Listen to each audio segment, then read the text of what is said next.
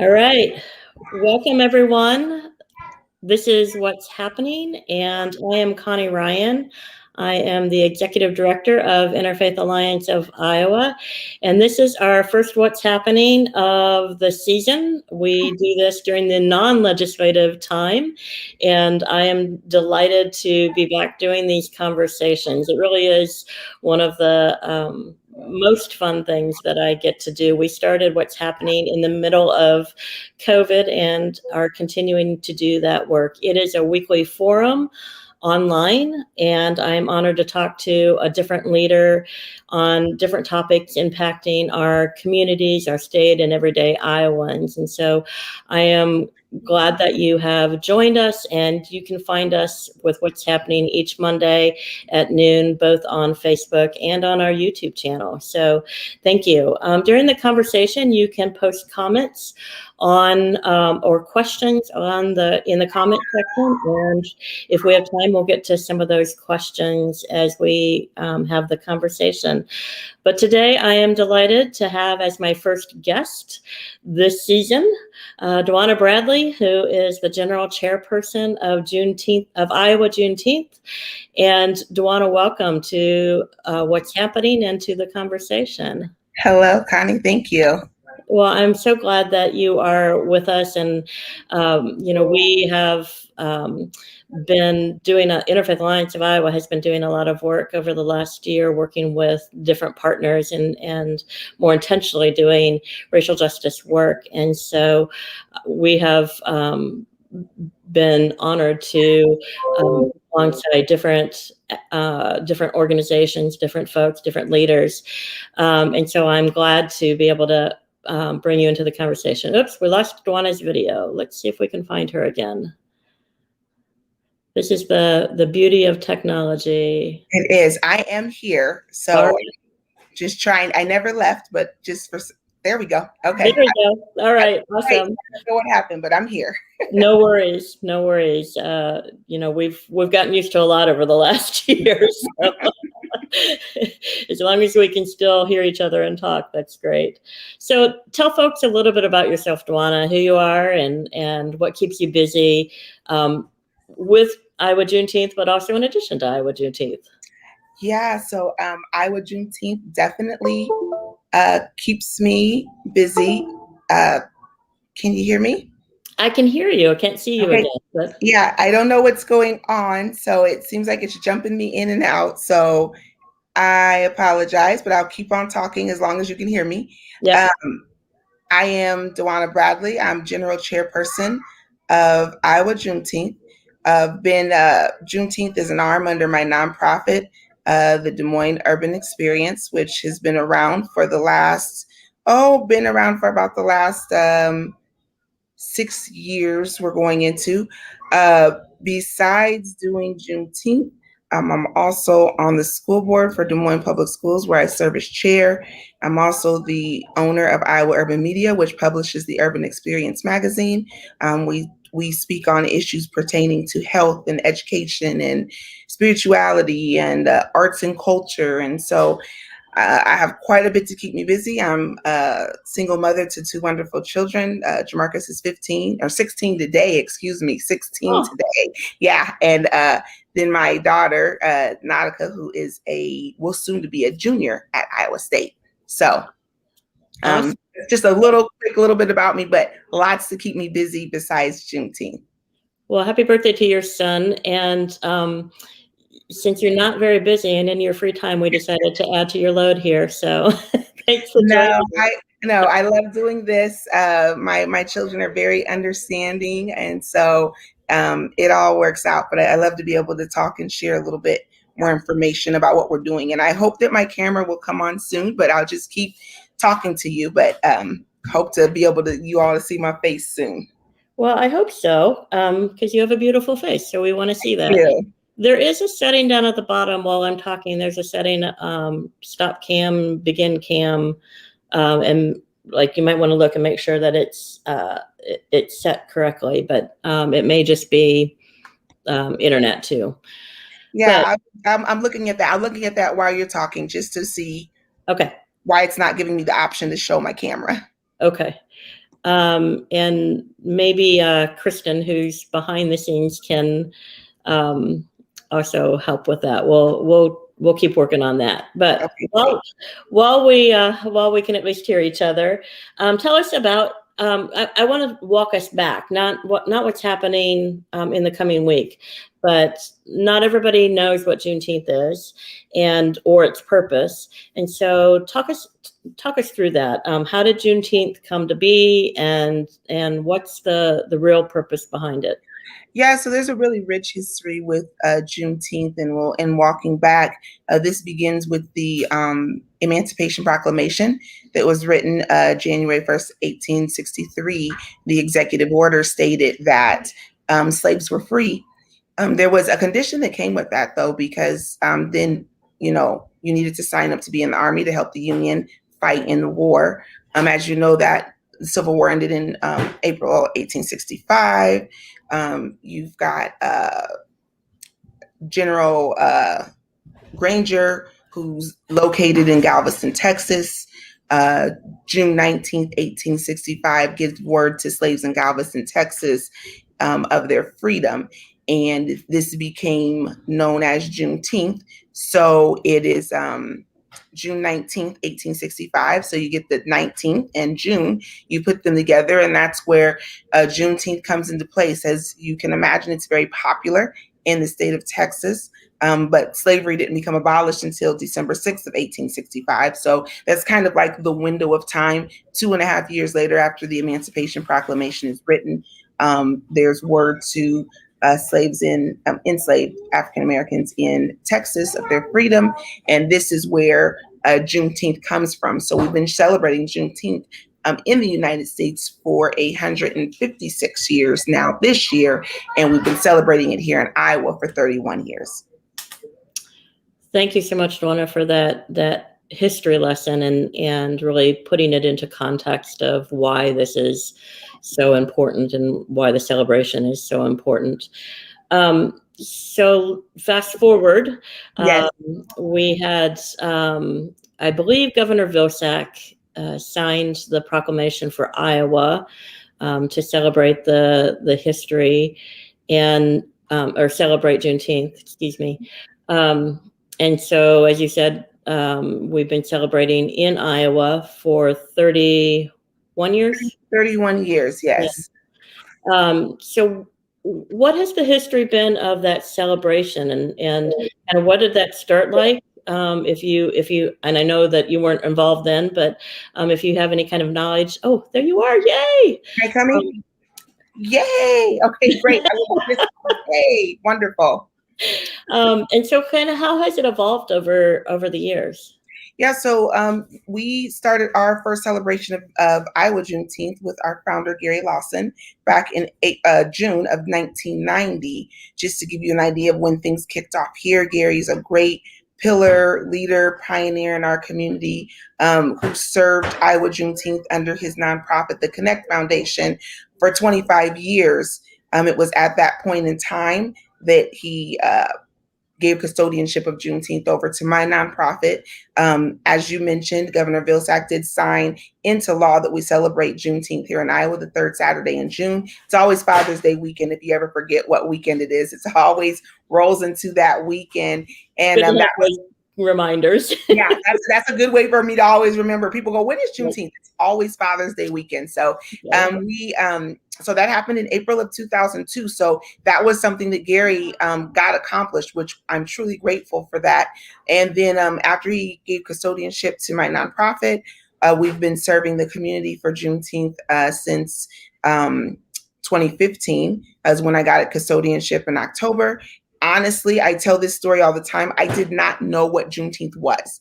So I had never heard of Juneteenth. I will say I was really into myself back then, not into my community, was all about doing what I wanted to do and wasn't really giving much emphasis to the community. And I'm very honest and transparent about that. But as I learned and researched more about Juneteenth, and the stories behind it, which are many, I've grown to love the work that I do, being able to serve the community and really provide really amazing opportunities for our community to get involved, but also to highlight Black culture to our city. I think that's what for me is most important, but it's also important that we get to celebrate as African Americans with each other, to look at our past, to think about where we're presently at, and how we're going to move forward to have a better future. So that's what kind of how Juneteenth has evolved here. And that's kind of the story behind, where we're at now and how I receive custodianship of it and up to what we're doing today. That's amazing. And I love your honesty and transparency of not knowing what it was, not knowing its rich history, and really learning in the process as you took control of the events here in Central Iowa, and building on the history that had already been created. So I think that is, yeah. And continuing to learn, as I'm actually reading a book now on Juneteenth, just to learn more about the history of it, as far as it being in Texas is concerned. And that's the beauty of this, is I'm not the expert at Juneteenth. I'm continuously learning as I hear the more stories of others, and, just kind of what this holiday truly means. But I think that's the important thing, is we all can continue to educate ourselves on the importance of Juneteenth. That's fabulous. So tell us, I know you have a big week planned next week. Every year seems to be a little bit bigger, and starting Sunday. So tell us about the week, and when you finally get to rest also. Father's Day. So I always look forward to Father's Day. I thank God that my father is still alive, but I look forward to Father's Day. That's the day I just fall to the floor and I just check out for the rest of the month in June. And then I start right back up in July planning for next year. But I do give myself a little time to rest. But yes, I am so excited. This is finally what I've always wanted to happen. When we first received custodianship of Juneteenth, I researched what other states did. And the one thing that other states did was they had a week-long celebration. So, you never want to start off large, you start off slow, right. And that's what we did. But now I'm so happy to announce that we are at a weeks-long celebration. So we will start on Saturday, June 12th, from 11 to 4 p.m. We will have our first health day. I've never done a health day before. I don't know how this is going to work out, but I know that for my own personal story, I've been dealing with health issues for a little bit now. And even pre-COVID, I was dealing with health issues. And it's something that as I continue to research and learn, one thing about African Americans, we don't talk about our health. And normally we're told in our families, you're all right, take this, take that. My grandma, rest her soul, had a lot of remedies she used, and she didn't really want to go see the doctor. And so what I want to do is bring a spotlight to health. And we will have health screenings done out there. Come bring your workout clothes and you can do some health exercises with us from the stage. We'll have health advocates from the stage, and we will have a vaccination clinic going on. So if you have not gotten your shot, I am fully vaccinated. There were minimal side effects for me and my family. And so I'm encouraging, people who look like me to please come out and get your vaccination. So we have the Meskwaki Settlement Clinic who will be running that vaccination clinic. Hy-Vee will be there with great things. Bottle and Bottega will have you come and do some artwork to kind of calm your mind. So we're really promoting health in all kinds of ways. Your finances, your mental health, your spiritual health, all of that we're focusing on. So that's downtown at Western Gateway Park from 11 to 4 p.m. on the 12th. Then we have, go ahead. I was going to say, I love the holistic approach to that. I think that is amazing. Sometimes people just think of doctors, which is an important piece of healthcare, obviously, but that holistic look at it, I love that. Yeah, I mean, what I'm finding out about health is I've really gone through my own health journey. And a lot of times some of the things I bring to Juneteenth is because of what I've gone through personally, is that if I'm not mentally well, then I ended up, my mental health can affect my physical health. If I'm stressed and I'm this and I'm that, and I'm an internal person, so I hold things in internally, which then comes out in my health with things being wrong. And then I go to the doctor and they go, oh, we can't find anything wrong with you. Well, because I'm internalizing so much. So I have to provide myself an outlet to be able to let things go. One outlet that I find very calming is art and painting and just coloring, and that's very, peaceful. So we wanted to uplift that. Another thing that helps is having my financial house in order. If my financial house isn't in order, that causes stress into me, and then all of a sudden my health is out of whack. So I want to continue going forward to take this holistic approach to health, and not tell people that it's just about, the screenings, but it's also making that your whole self is feeling well, because if all the other pieces are together, then you can be okay. And that's what I'm finding is working for me. Don't know if it will work for others, but we thought it was very important to put a spotlight on health this year for Juneteenth. So very excited about that. That's awesome. And someday we can compare our grandmother's remedies that we have, because I have her recipe box, and in the front of it is a bunch of remedies, including inducing labor. So we'll talk about that at a different time. So we'll have to connect, because I have a grandma that has a box full of cooking good food recipes. I got a grandma that's all the little things, ailments you have. If it's a cold sore, if it's your stomach, if it's that, I got a little something for that. So yeah, that's awesome. We would definitely have to do that. Sunday. And on Sunday, Sunday is gospel. Music is very important. We know that it was the songs of enslaved African Americans that really, they were songs of hope, of wanting things to be better, and that came out through their music. So I always try to have some type of gospel event. Faith is the one thing that helps me in my health. And so we're going to have Pastor Jamal Bryant from Atlanta, Georgia, come and speak to us and share a word. We're also going to coordinate our King and Queen, which is going to be amazing.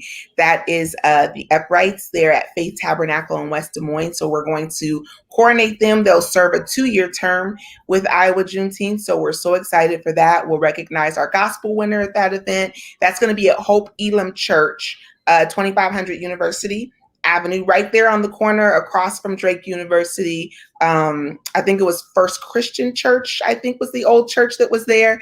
And so we're going to have that. Doors will open at 4. The program will start at 5. So make sure you're there to be a part of that. And so I don't know if we need to do everything that you have something every night, every day. We have something every day. Matter of fact, I can make it really easy and just tell everyone to go to www.iowajuneteenth.org. On the homepage is a listing of everything we've got going on, from our movie night Monday to our Thankful Thursday to our Freedom Friday. Like, everything there is there. All the events are free with the exception of the banquet. We do have a banquet at Drake University Thursday, June 17th, and we will be recognizing people across the state of Iowa in health, education, citizenship, advocacy. We have a great speaker coming from Houston, Texas, to just share about just motivating us and speaking to us. So really excited about that, but tickets have to be bought ahead of time. If you're an organization or a business, just let me know you want to come. We can invoice you later, but I have to have a count to Drake in 2 days. So if you want to be a part of that, please do. And also, if you want to give to Iowa Juneteenth, you can do that from our website as well. Awesome. And that's all good to know. Tell us briefly, the June 19th Neighbors Day. Tell us a little bit about what's happening that day. Yes, that's normally our largest part of the celebration. This year, I'm doing something new. We normally go about 11 to 5. And I said, I want music. I want a celebration. I want a whole day. So we're going to go from 11 a.m. to 11 p.m. at Western Gateway Park. We're going to do some of the things we've always done in the past. We've done the music from the stage, which you will see. And then the nice thing about the stage is it's going to be people who look like me in various genres of music. Sometimes we can put us into one certain type of music, but I love this because we're really going to be celebrating music, for African Americans. Rather it's rock, rather it's jazz, rather it's whatever, there will be a variety. So we will have that piece. We will have food. We will have Black businesses there to share, their product. We also are doing something new this year, which I'm very excited about, is we will have Manifestival there. They are an arm of Capital City Pride. They will be highlighting Black artists, artists of color, and that's really special to me. I didn't realize, what it meant to them, but it was very special to be able to bring them in our space, which is one of the reasons we're downtown, is because we're growing and we're inviting more people to be a part and celebrate with us. And so because it's so large, we have a stage, they'll have a stage.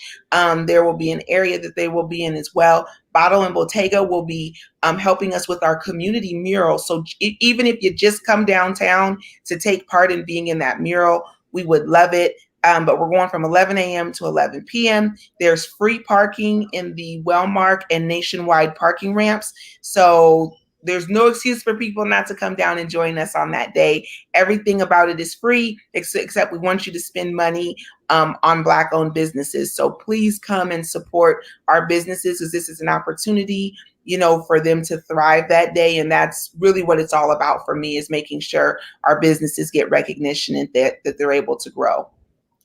That's awesome.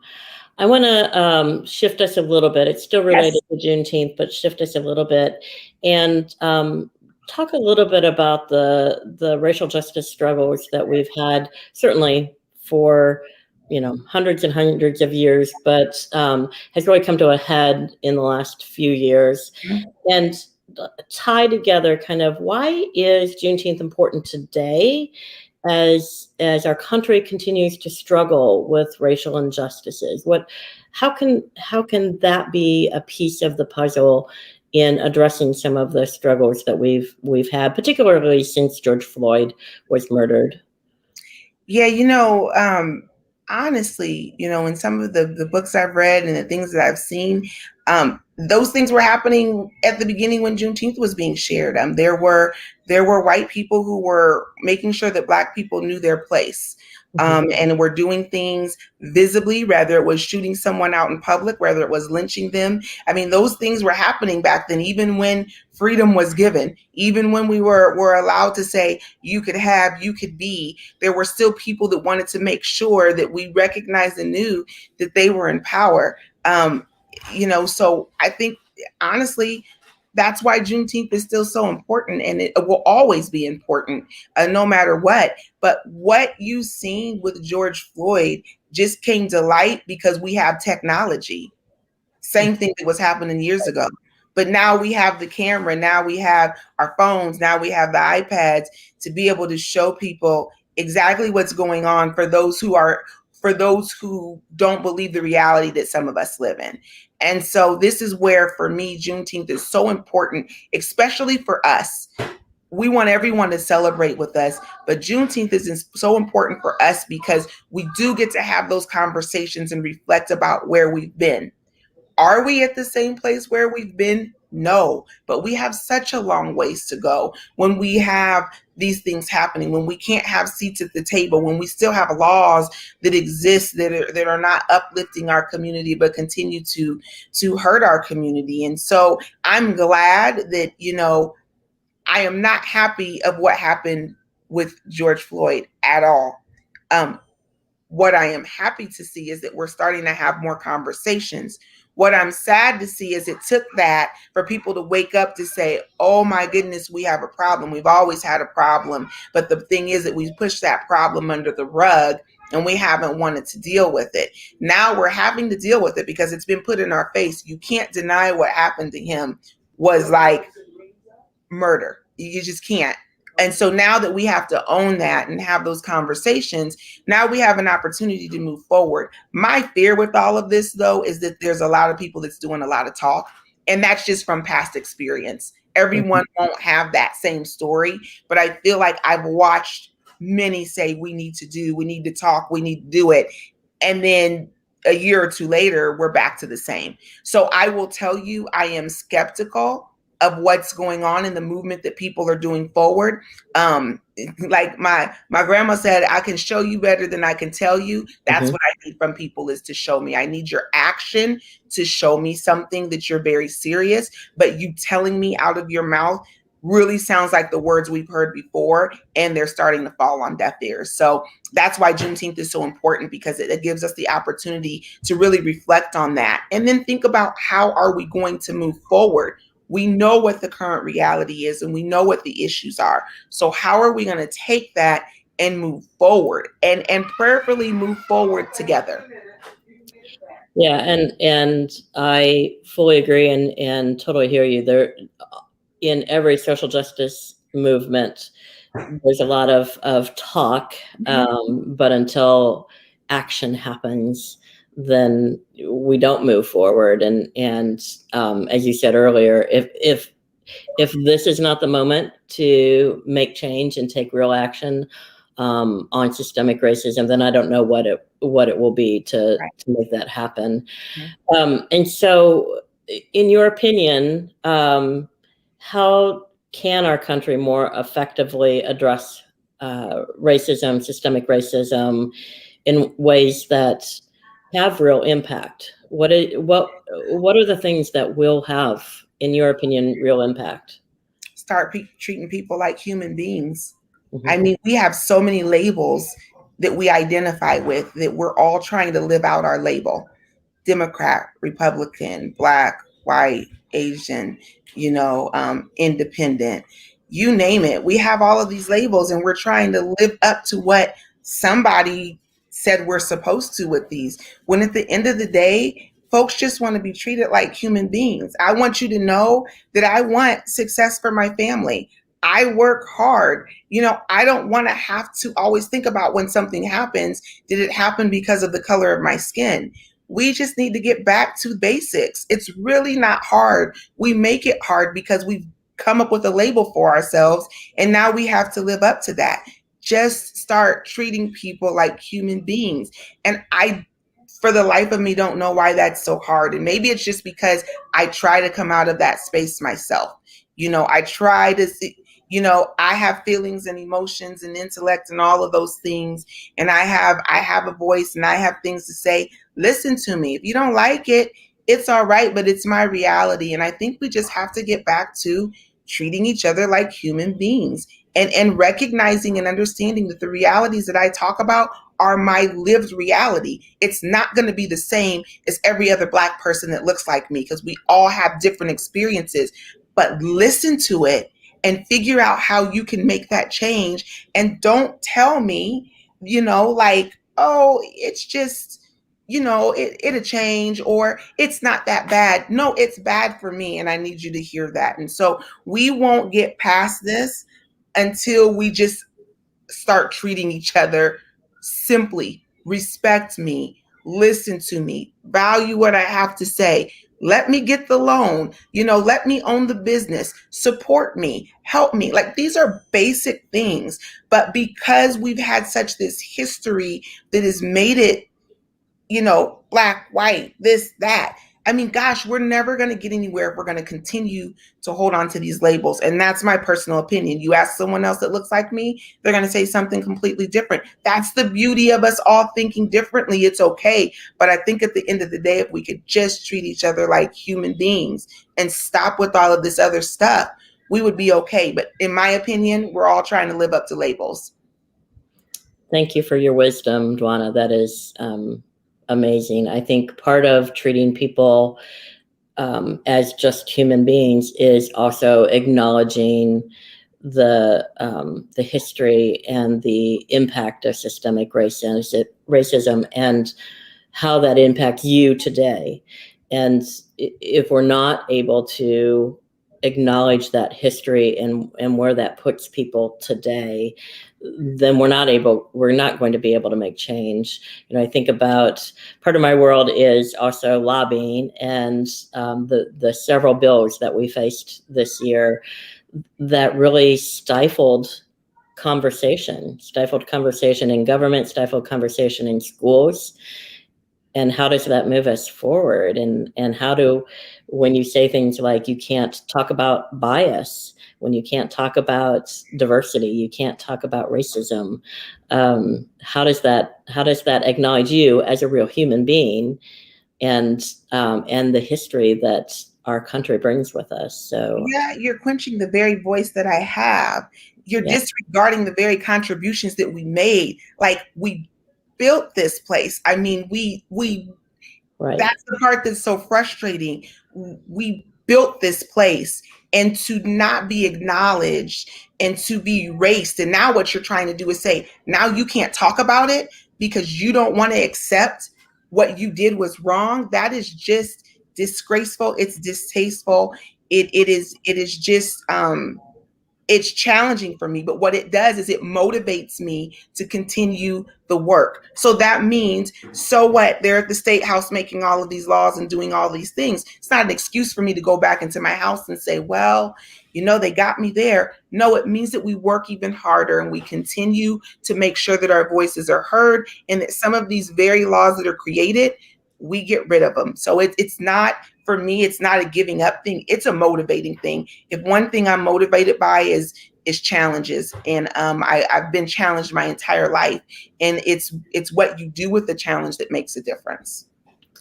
I want to remind folks who are on, if they want to put comments or questions in the comment section on the social media platform, then you can do that, and we'll try and get to those. My kind of a follow-up question, I guess, to you, Dwana, is so Iowa Juneteenth is really kind of central Iowa, although I'm sure you will have other people here from other parts of the state as well. But there are Juneteenth celebrations in other parts of the state. I know Iowa City and Mason City, and I'm sure in other communities as well. How can communities across Iowa utilize Juneteenth as a building block to really address systemic racism? How can communities weave the two together to have some impact? Well, I think Juneteenth is a great platform to start educating people. It's a great platform to have those conversations that many don't want to address or talk about. Slavery, that it existed, it was real. It's an impact that we have, that is had on us still yet today. So I think Juneteenth provides those platforms. That's the beauty of what I love of having Juneteenth, because I can go take this education into schools. I can take this education into workplaces. I can take this education into churches. So it gives us an opportunity to really have some of those conversations that allows you to see the historical context and to see where we're at today. So for me, I just feel like a Juneteenth, and I've said this, for me, I'm not going to just focus on Juneteenth in the month of June. We're going to educate people throughout the year. That's the purpose of the nonprofit that I have, is really talking about African-American culture and education, but not just siloing those things to the month of June and February,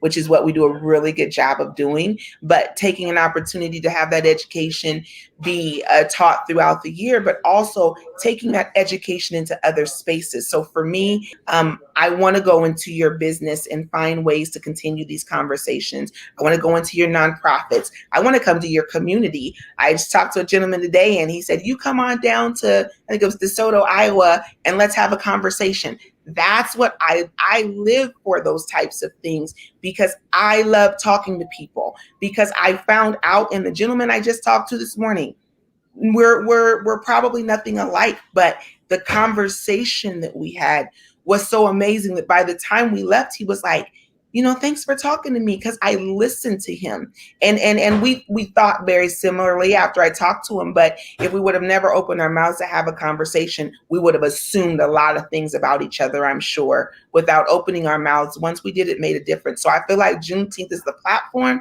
to start to get us to open our mouths, to get us to be able to learn, and to have some really great dialogue with each other, which is just something I'm a huge proponent of. That's awesome. I think that anytime you can create dialogue is it moves us forward, and rather than being in our separate places. Mm-hmm. I do want to highlight also another place that folks can find information on Juneteenth is the African American Museum of Iowa, which is in Cedar Rapids, and their website is blackiowa.org. And if you want Juneteenth specific information, it is blackiowa.org/events/Juneteenth. And and so I was looking on their website earlier, and just a lot of really good information, and so I would lift that up in addition to your website, iowajuneteenth.org, and I know that Kristen put that in the comment section also. So Dwana, how can people attend, or you listed some of the activities, and you can go to the website to see when and where things are. But if they want to be part of or help or support Iowa Juneteenth, how can they do that? So I say a few things that you can do. One, show up and at our events. We have a week's worth of events for a reason. I know that sometimes it's hard to cram everything into 3 or 4 days. So the week's worth of events gives you a variety of things to do. Maybe you want to come to a little here, a little bit there. That would be great. So one, we just ask you to show up and support. When you show up and support, that just shows our sponsors that, oh yeah, people are really gravitating to this. It helps me when I make those asks for things going forward. Two, another way that you can help is by volunteering. Our largest events we are assuming is going to be this Saturday at Health Day and also at Neighbors Day. So if you would like to volunteer, just go to our website at iowajuneteenth.org, scroll down to the bottom of the homepage, fill out your information. I think it's just first name, last name, email address. And in the message box, just say, hey, I'd like to volunteer for this event on this day, and I'm available at this time. I will have my great friend and an amazing person who's really been helping me with the Juneteenth, Rob Johnson. He will get back in contact with you, and he will make sure that you know exactly what we need help with. Lastly, what always helps us is if you go on our webpage, and on the front of the page, there's ways for you to donate to what we do. I'm just an advocate of trying my best to make sure the majority of the things we do for Juneteenth is free to our community. We have, and to me, it's a part of that whole health piece. We have plenty of things to be concerned about when it comes for paying for things. I don't want you to have to be worried about trying to pay for my event. I want to make sure that what I do is a service to the community. This is for you. Juneteenth is for you. It's not for me. I love being a part of it. I love overseeing it, but this is for the community. And so one of the ways that you can help is supporting by giving financially to us on our website. You go to Juneteenth and scroll down and help in that way. That would be great. And another way is to just spread the word to everybody about what we're doing. Share us on your social media, share us through your email contacts that you may have, for people to be a part of what we're doing. Downtown is new for us. So we'll see, who shows up, if we need to expand the place, if we need to do something different going forward. So if you come and it's crowded, I apologize. I just didn't know what to expect this year. So we took us a nice chunk of space. But my prayer and my goal is that next year we will grow even more and that we'll be able to have larger space. But we're trying downtown this year just to see what that looks like. But I'm just excited to see everyone be present for the next week. Don't ever apologize for a large crowd. It just means you're doing the right thing. So yeah, absolutely. And we can only learn as we grow in this work. So yes. You are doing amazing work. Anything else that you want folks to know before we kind of close things out, or anything that you want to share? I just want to, thank you for giving me the opportunity to be able to, be in your space, to be able to talk to others and really just share my heartbeat and what I'm very passionate about. And I just want, people to know that we're going to have a wonderful celebration for the next week. We want you to be a part of that with us. This is not a celebration that's just for us, even though it's celebrating us. We want you to be a part of that celebration. And so I hope that you will take the time to attend one of our events. And I also hope you will take the time to reach out. I love to have conversations with people to continue moving forward on what we can do to really, as cliche as it sounds, but make this world a better place. We have an opportunity to do some really amazing things, but we need many things to change. And we need to get that rolling so that it can be better for my children and their children and, and going forward. But I'm really excited about the work that we're going to do. I'm grateful for everyone that has supported us in this space, and then looking forward to a great Iowa Juneteenth 2021. And make sure you check out all places, because there are several things going on the 19th. I just want to preface that. There's something going on in Ankeny. There's something going on at Freedom Coffee. There's something going on, I think, even at Evelyn K. Davis Park. So there's lots of things going on the 19th. So I tell everyone this: there's no excuse for you to be out on the 19th celebrating Juneteenth in some way, whether you're in my space or someone else's space. It's about educating yourselves on this important holiday. Even though it's not a national holiday, it's still a holiday for us, and I want you to be a part of that celebration. And maybe someday it will be a national holiday. It will be someday. Mark my words. I say it. It will be someday. Absolutely. Well, thank you so much, Dwana Bradley. I am grateful for you and for your passion and your work, and particularly grateful that you are spending a little bit of time with me today in this conversation. And to the folks who are watching on Facebook and YouTube, thank you to you as well, and for joining us. If you want more information about what's happening and all the work of Interfaith Alliance of Iowa, we do a broad spectrum of work. You can find us at interfaithallianceiowa.org. We also have a brand new website that was created by Kristen Clark in our office. So go and check that out, even if you know who we are and what we do, and check out her good work as well.